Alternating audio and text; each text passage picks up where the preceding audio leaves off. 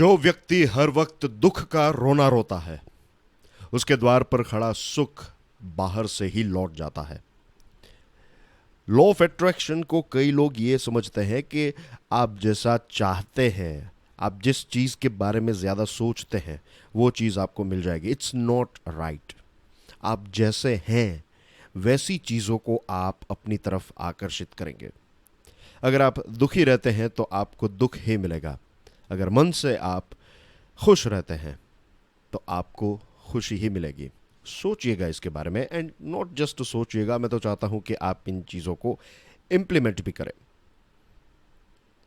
आज 22 सितंबर 2021 है। आप सभी का स्वागत है। एक गुड न्यूज़ है आप सभी के लिए।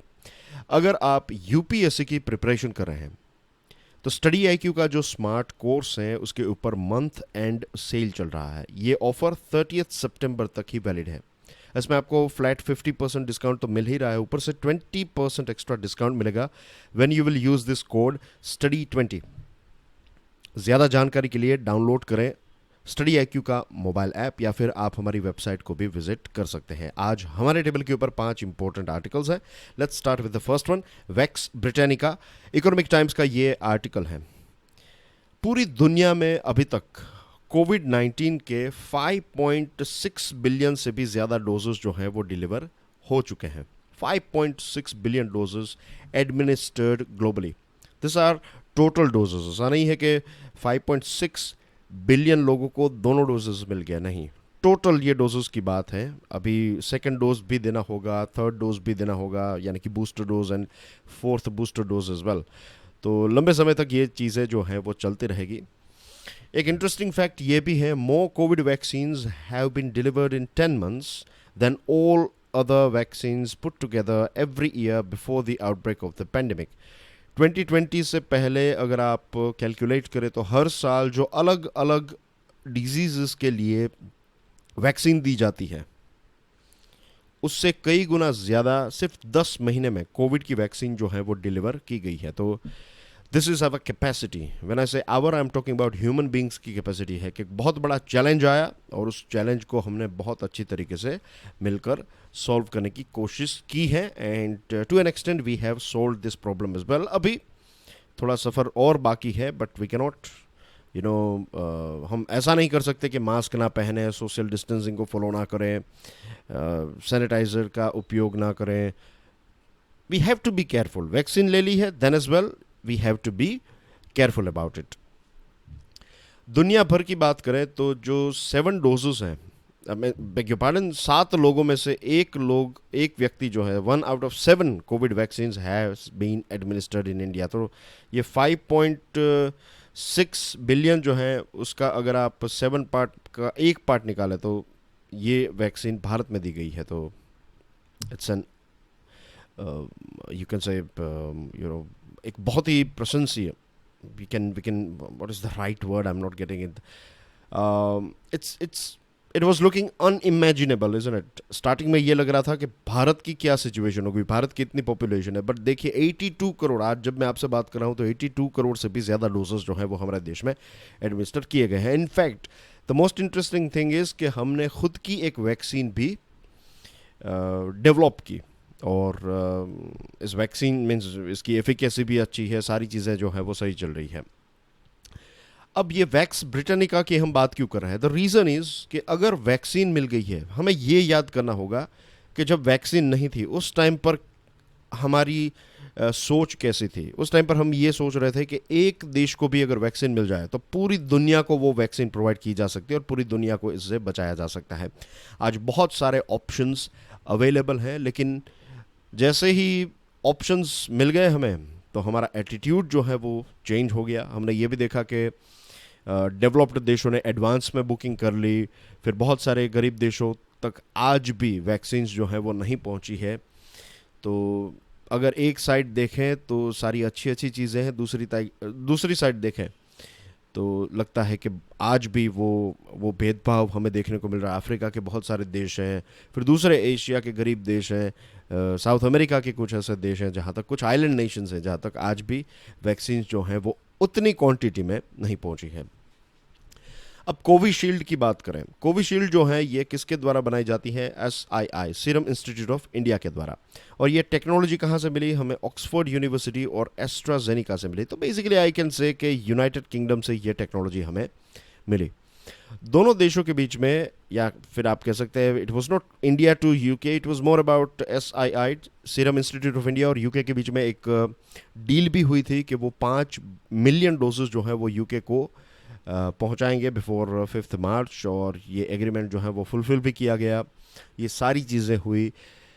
नाउ द थिंग इज़ कि अब देखिए कि ब्रिटेन के लोगों को अगर भारत से ये कोविशील्ड एक्सपोर्ट की जाती है और उनको ये वैक्सीन जब दी जाती है तो बात सही है, तो उसमें कोई प्रॉब्लम नहीं है। लेकिन भारत के लोग यही वैक्सीन को लेकर जब यूके जाते हैं तो यूके ये कहता है कि ये वैक्सीन वैलिड नहीं है।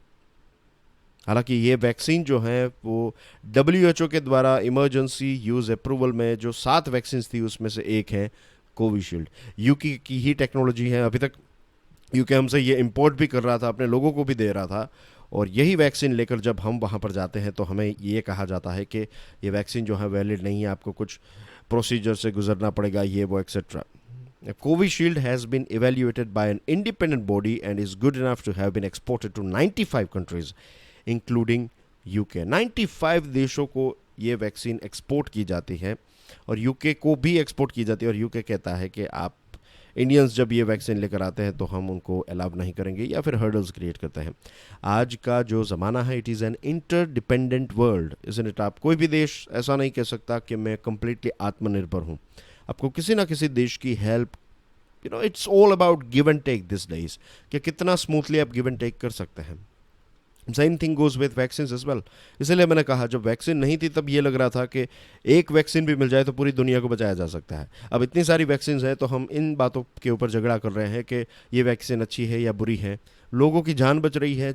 नॉर्मली ऐसा होता है, जहाँ तक मेरी समझ है, I am not from A medical background, लेकिन इतने सारे आर्टिकल्स पढ़े हैं तो इतना तो मुझे पता चल गया कि एफिकेसी अगर 50% से ज़्यादा है तो that is okay to go head, means that is a good vaccine. अब ये सारी वैक्सीन में हमें 70, 80, 90% एफिकेसी मिल रही है, तो फिर क्या प्रॉब्लम है? तो ऐसा जो है देशों को नहीं करना चाहिए। और बोरिस जॉनसन साहब जो हैं उनको अपनी सरकार का ये जो स्टैंड है उसको लॉजिकली मैग्नीफाइंग ग्लास से देखना चाहिए कि क्या ये जो डिसीजन है यूके की सरकार का ये सही है या गलत है। डियर फ्रेंड्स, अगर आप यूपीएससी की नहीं लेकिन दूसरी एग्जामिनेशंस की प्रिपरेशन करें, फॉर एग्जांपल स्टेट पीएससी, या फिर आपको यूपीएससी का कोई पर्टिकुलर ऑप्शनल कोर्स चाहिए, इसके अलावा भी बहुत सारी एग्ज़ाम्स हैं as you can see on your screen, तो ये सारी एग्ज़ाम्स के ऊपर भी मंथ एंड सेल चल रहा है। आपको स्टडी 20 कोड यूज़ करना है और ये ऑफ़र 30 सितंबर तक वैलिड है, तो make the most out of it. आज के लेक्चर की पीडीएफ को डाउनलोड करने के लिए चेकआउट माय टेलीग्राम चैनल। आपको 8:30 तक आज के लेक्चर की पीडीएफ जो है वो मेरे टेलीग्राम चैनल के ऊपर मिल जाएगी। एक बहुत ही इंटरेस्टिंग, बहुत ही इंपॉर्टेंट आर्टिकल है, इकोनॉमिक टाइम्स का ये आर्टिकल है। Let's break the Arctic ice. Energy diplomacy.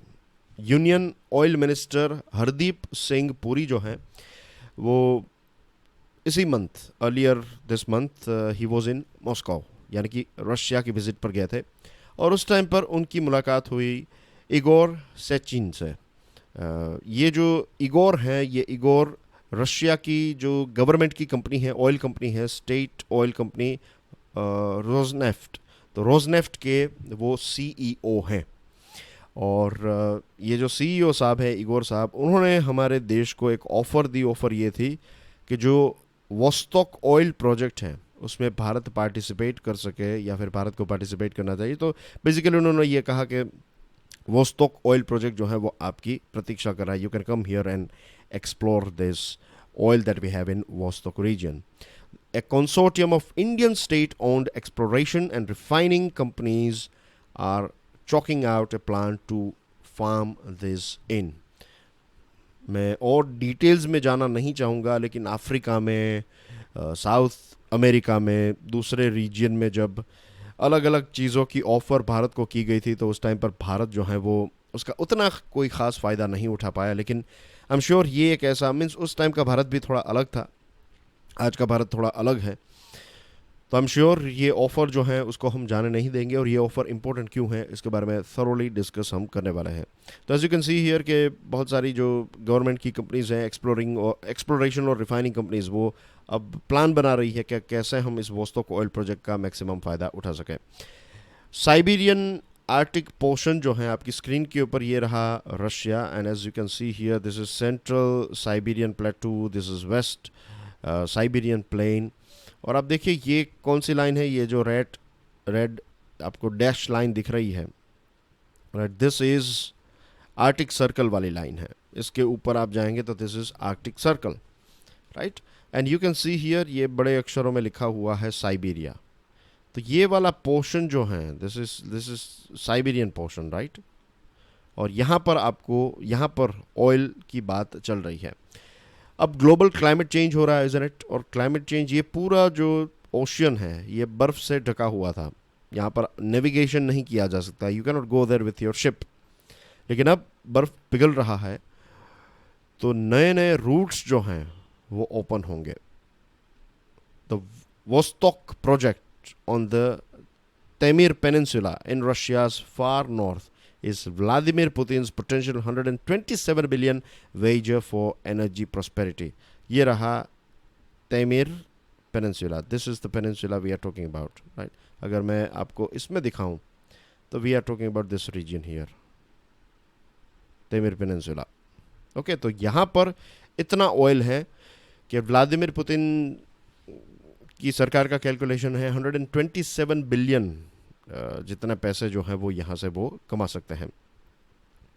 और जो सऊदी अरेबिया और यूएसए की जो फील्ड्स हैं उससे भी ज़्यादा ऑयल यहाँ पर हैं। और दूसरी जो इंटरेस्टिंग बात है वो ये है कि वोस्टोक का जो ऑयल है उसके बारे में ये कहा जाता है कि 6 बिलियन टन जितना प्रीमियम लो सल्फर क्रूड यहाँ पर अवेलेबल है, तो कार्बन फुटप्रिंट भी उतनी कम होगी।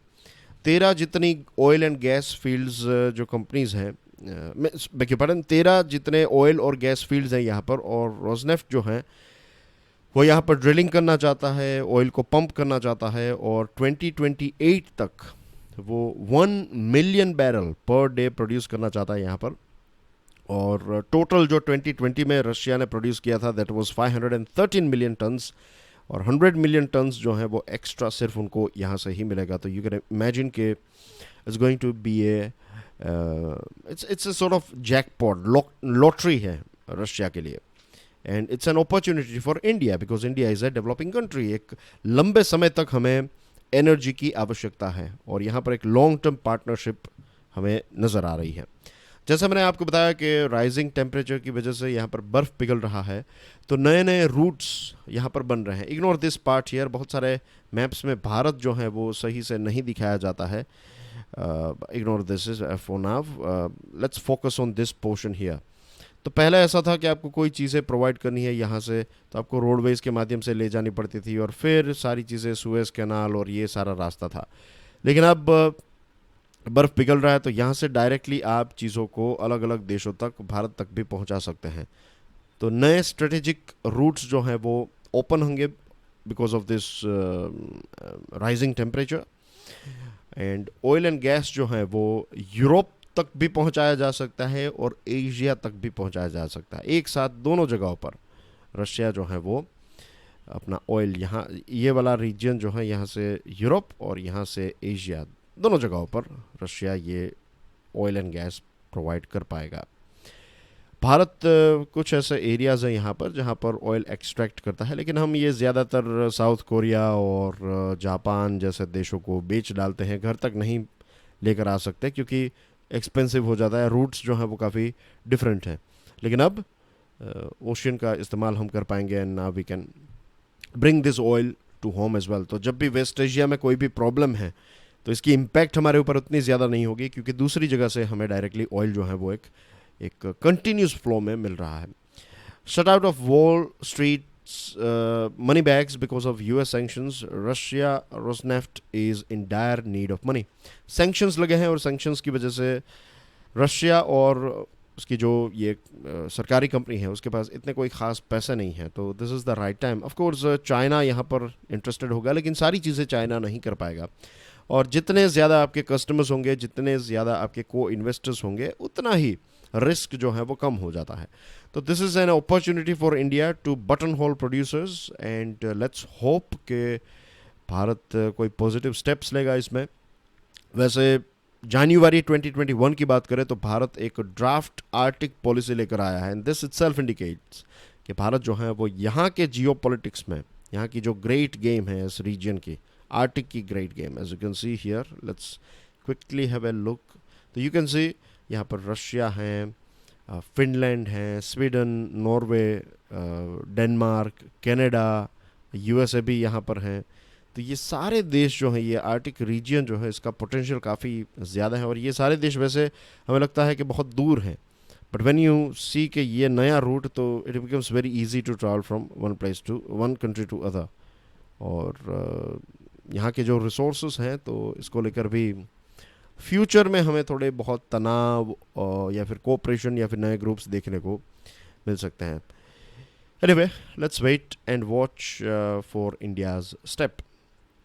Changing the agri exports basket, the Hindu का ये आर्टिकल है.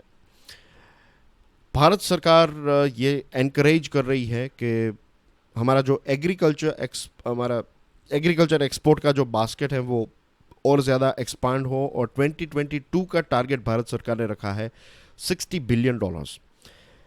Ministry of food processing industry का डेटा ये कहता है कि एग्रीकल्चर और प्रोसेस्ड फूड प्रोडक्ट्स जो हैं वो इंडिया के टोटल एक्सपोर्ट्स का 11% है.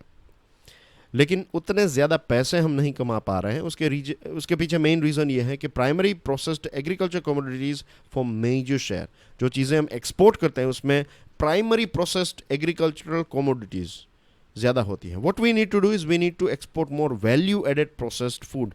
फॉर एग्जांपल, अगर लेट्स से ग्राउंड नट, तो अगर ग्राउंड नट को आप ऐसे ही रो ग्राउंड नट को आप एक्सपोर्ट कर रहे हैं तो उतने ज़्यादा आपको पैसा नहीं मिलेंगे. लेकिन अगर ग्राउंड नट के दानों को आपने निकाल दिया और फिर उसका अच्छा पैकेजिंग किया, तो उसमें वैल्यू एडिशन होगा, and that will increase the price of that thing. तो पहले आपको 100 रुपये मिलते थे, अब आपको 150 रुपीज़ मिल सकते हैं, लेट्स से. तो वैल्यू एडेड प्रोसेस्ड फूड जितना हम एक्सपोर्ट करेंगे उतने ज़्यादा पैसे हम जनरेट कर पाएंगे, उतनी ज़्यादा जॉब्स भी यहाँ पर जनरेट होगी. अगेन सेम एग्जांपल, अगर मूंगफली के दानों को आप डायरेक्टली एक्सपोर्ट कर रहे हैं तो आपने खेत में से निकाले और फिर टैंकर में भरे, and that's it. Not tanker but the trailer में डाले, एंड इट्स गॉन. कंटेनर में आपने उसको ऐड किया, and then they are gone.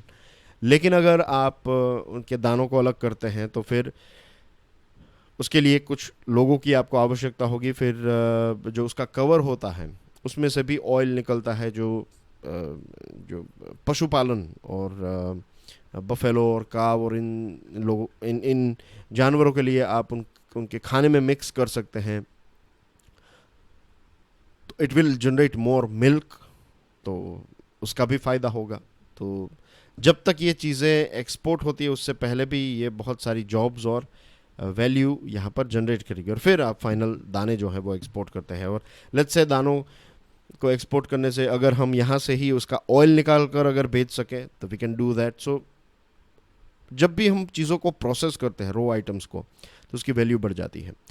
From 2015-16 to 2019-20, the value of agricultural and processed food increased significantly from 17.8 billion to 20.65 billion.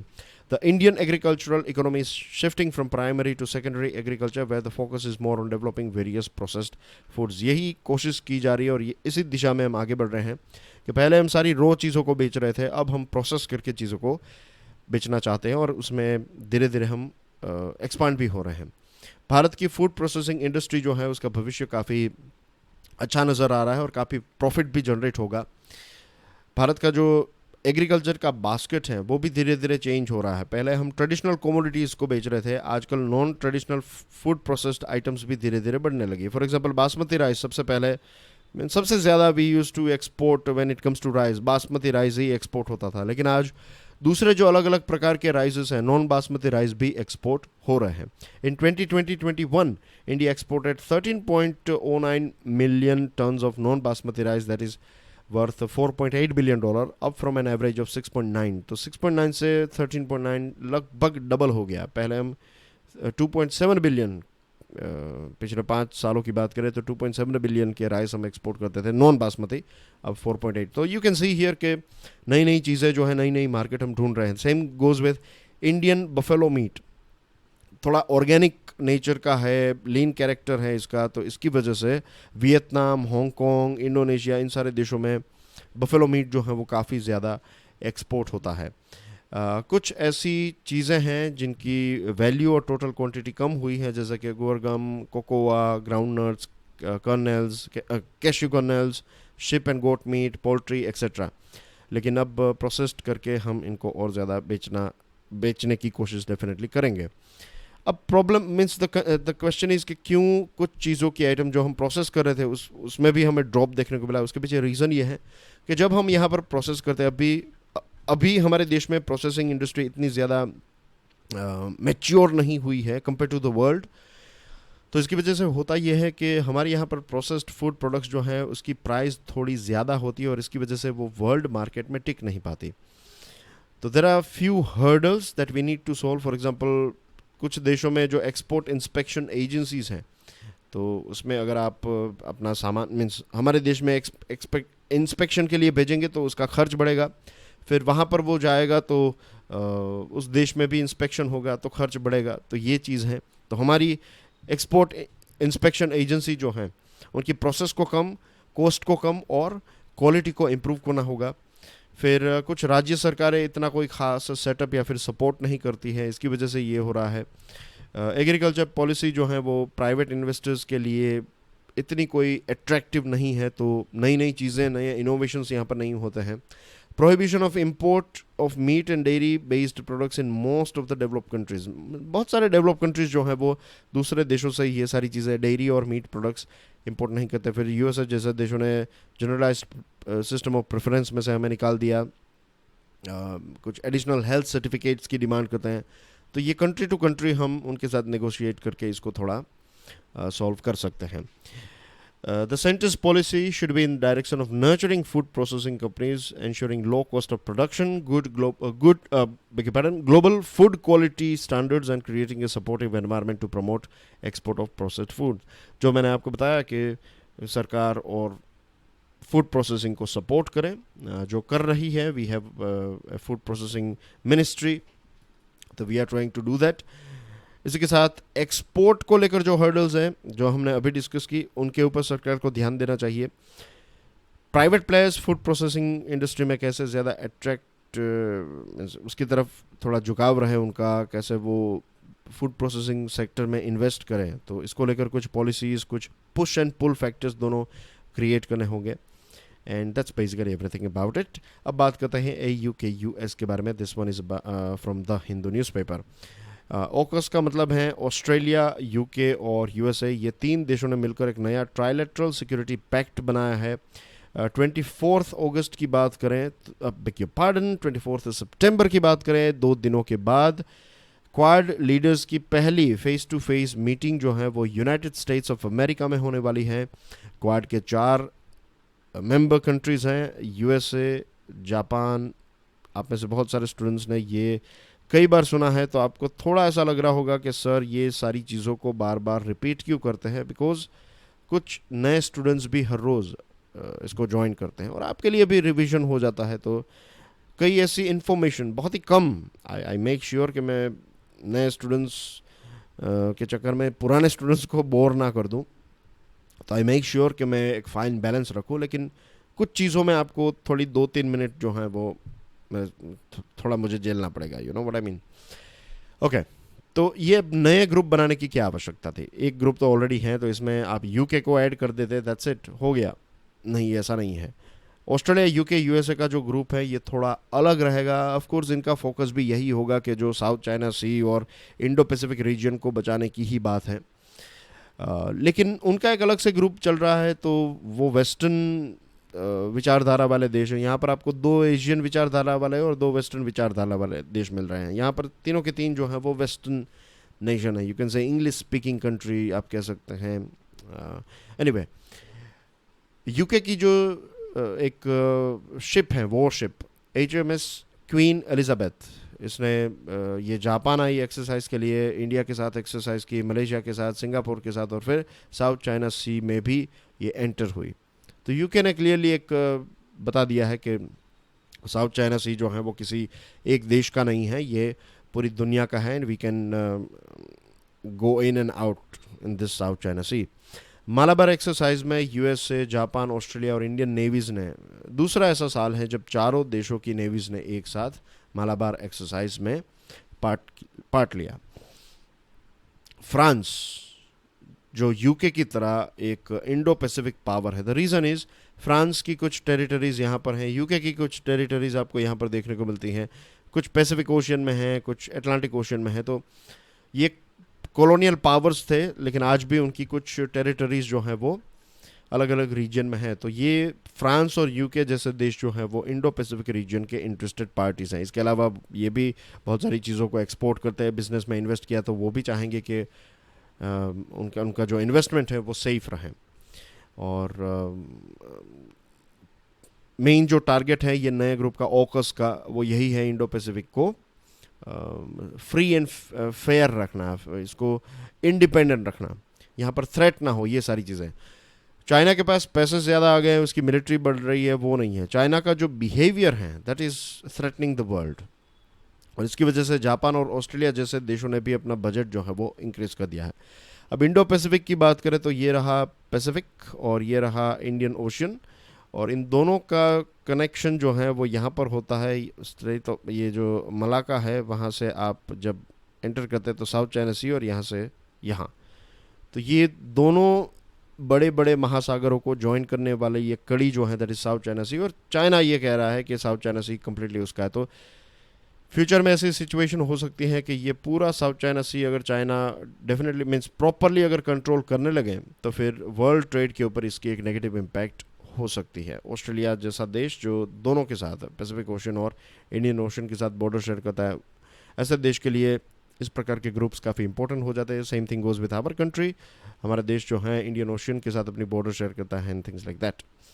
अब ओकस जो हैं, इन्होंने मीन्स ओकस ग्रुप ने यह तय किया है कि यूएसए ऑस्ट्रेलिया को न्यूक्लियर सबमरीन प्रोवाइड करेगा। यह न्यूक्लियर बॉम्ब वाली सबमरीन नहीं है, न्यूक्लियर पावर से चलने वाली सबमरीन जो है वो प्रोवाइड की जाएगी। ऑस्ट्रेलिया एक बहुत ही दूर है इज़ दूसरे देशों से, तो डीजल वाली सबमरीन जो है उसकी रेंज लिमिटेड हो जाती है, but when you have this nuclear submarine तो आपकी रेंज जो है वो काफ़ी बढ़ जाती है। और भारत के पास ऐसी एक है SSBN INS Arihant, right. INS चक्र जो थी वो हमने लीज पर ली थी, वो हमने वापस दे दी है। We have won this sort of submarine, and let's hope कि ये सभी देश जो हैं वो इंडो पैसिफिक को मिलकर प्रोटेक्ट कर पाएंगे। Moving on to last item, Indian Express का आर्टिकल है, I am going to be very quick here. Pakistan में एक मैच होने वाला था न्यूजीलैंड का, वो कैंसिल हुआ, cricket match I am talking about. और फिर इंग्लैंड की मेंस एंड वुमेन्स दोनों की टीमों ने यहाँ की टूर को कैंसिल कर दिया सिक्योरिटी रीजंस की वजह से। 2009 में श्रीलंका और पाकिस्तान के बीच में मैच चल रहा था, और श्रीलंका की टीम जब बस में जा रही थी तब टेररिस्ट ने अटैक किया था, बाल बाल बचे थे श्रीलंका के प्लेयर्स। तो उसके बाद से पाकिस्तान की छवि काफ़ी ख़राब हो गई है, और इसका नुकसान जो है वो सबसे ज़्यादा अगर किसी को हुआ है तो that is Pakistan itself. Pakistan एक बहुत ही, क्रिकेट की बात करें तो टैलेंटेड देश है, काफ़ी अच्छे अच्छे बॉलर्स और बैट्समैन जो हैं वो पाकिस्तान ने दिए हैं, लेकिन वहाँ पर सिचुएशन ऐसी है कि टैलेंट जो है वो मेन टीम तक नहीं पहुँच पाता है, फिर सिक्योरिटी का प्रॉब्लम, ये सारी चीज़ों की वजह से, और करप्शन है, ये सारी चीज़ों की वजह से पाकिस्तान की टीम जो है वो जितनी अच्छी परफॉर्म कर सकती है उतनी अच्छी परफॉर्म नहीं कर पा रही है। फिर लिमिटेड देशों के साथ वो क्रिकेट खेलते हैं, दूसरे देशों में जाकर क्रिकेट खेलते हैं, तो इसकी वजह से होम ग्राउंड जैसी फीलिंग उनकी अब रहती नहीं। और धीरे धीरे स्पोर्ट्स जो हैं, लोग उनको पाकिस्तान के लोगों को भी क्रिकेट के प्रति उतना ही प्रेम है जितना भारत के लोगों को है, लेकिन वहाँ पर इतने कोई ख़ास मैचेस नहीं हो रहे इंटरनेशनल लेवल के, तो धीरे धीरे ये एक जो स्पोर्ट है वो ऐसा लग रहा है कि कहीं ऐसा ना हो कि टैलेंटेड लोग जो हैं वो फिर इस स्पोर्ट को छोड़ दे क्योंकि अपॉर्चुनिटी नहीं है। तो that will be bad for cricket and that will be bad for cricket fans. तो देखा आपने कैसे एक देश में अगर सिक्योरिटी नहीं होती है, एक समाज में, एक देश में, security is the most important thing. आपके पास ज़मीन में तेल क्यों ना हो, सोना क्यों ना हो, डायमंड्स हो, आपके लोग दुनिया के सबसे टैलेंटेड, पढ़े लिखे, स्किल्ड, हेल्थी लोग क्यों ना हो, अगर आपके रीजन में सिक्योरिटी नहीं है तो ये सारी चीज़ें जो है वो किसी काम की नहीं है। Same thing goes with Pakistan. इतना क्रिकेट का टैलेंट है लेकिन क्रिकेट खेल नहीं पाते, तो इसकी वजह से अब कोई काम का नहीं। और इकोनॉमी में भी कितना नुकसान होगा, जब क्रिकेट की टीम्स आती हैं तो होटल्स बुक होती हैं, टीवी लोग देखते हैं, एडवर्टीजमेंट, ये सारा रेवेन्यू जो है वो भी चला जाता है। That's everything from my side dear friends. ये है कुछ न्यूज़ आइटम्स। पीडीएफ को डाउनलोड करने के बाद इसको देख लीजिएगा। प्रश्न जो पूछा था उसका आंसर है RN रवि, एंड आपके लिए एक नया प्रश्न आपकी स्क्रीन के ऊपर है। So that's everything from my side. Please make sure कि आप इस लेक्चर को दूसरे स्टूडेंट्स के साथ तो शेयर करें। वीडियो पसंद आया तो हिट द लाइक बटन। कल फिर 8 बजे मिलेंगे, और आज के लेक्चर की PDF आपको मेरे टेलीग्राम चैनल के ऊपर 8:30 बजे तक मिल जाएगी। So see you tomorrow. God bless you all. जय हिंद।